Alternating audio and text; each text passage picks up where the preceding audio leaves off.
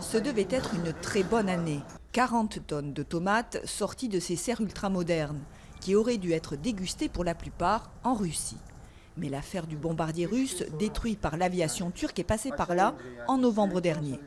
Résultat, Moscou a décrété un embargo sur les produits agricoles turcs. Un coup dur pour cette entreprise. La Russie représente 65 à 70% de ses ventes à l'export. On trouve des solutions. Si ce pays ne les prend pas, d'autres vont les acheter. On s'adapte aussi au niveau des prix. Si le marché change, alors les prix peuvent baisser.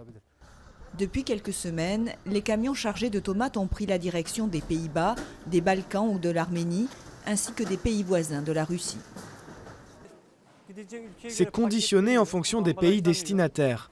Par exemple, celles-ci vont partir en Moldavie. Si ce producteur réussit tant bien que mal à écouler sa production, les prix ne sont pas les mêmes qu'en Russie.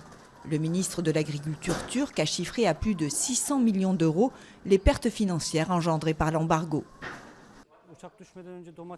Avant que l'avion ne soit abattu, à cette période, on vendait les tomates entre 1,25 $ et 1,40 $. Aujourd'hui, je vends à 80-90 centimes. C'est à ce prix que je vends actuellement. Un manque à gagner pour l'entreprise évalué à près de 40%. Pour l'instant, elle a pu garder ses 500 employés, mais leur avenir est de plus en plus incertain. Les producteurs qui espèrent une levée rapide de cet embargo en appellent à l'aide de l'État. En attendant, les tomates de premier choix qui d'habitude partent à l'export se retrouvent sur les marchés de Turquie, pour le plus grand bonheur des gastronomes.